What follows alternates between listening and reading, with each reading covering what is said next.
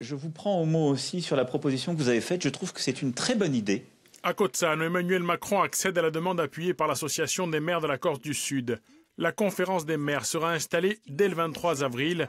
Si tous les sujets pourront être abordés, la priorité des élus reste l'urbanisme. Nous ne pouvons pas faire nos PLU. Nous ne nous sommes pas réunis en disant on ne fait pas les PLU. Or, il se trouve que les PLU ne sortent pas. Il y a un gros problème, nous voulons le régler avec les services de l'État.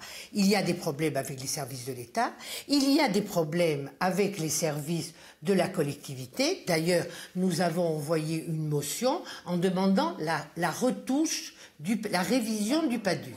À l'agence de l'urbanisme, on s'apprête à participer aux travaux. Mais dans un contexte tendu avec le chef de l'État, l'exécutif territorial défend ses prérogatives et rappelle le travail accompli avec les communes pour élaborer les PLU.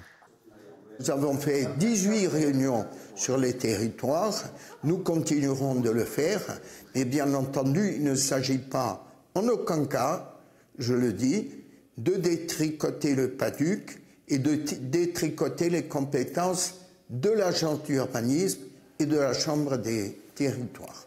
La conférence des maires sera co-gérée par la préfète de Corse.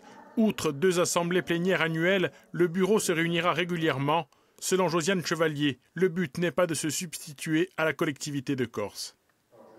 C'est l'État qui met à disposition tous ces services pour vraiment répondre aux attentes du terrain. Et j'insiste sur le caractère pragmatique de cette instance qui, pour moi, n'a pas du tout le même objet que la Chambre des territoires. La Chambre des territoires, elle est appuyée sur les politiques que gère la collectivité de Corse. Là, il s'agit vraiment d'une instance qui est appuyée sur les compétences de l'État.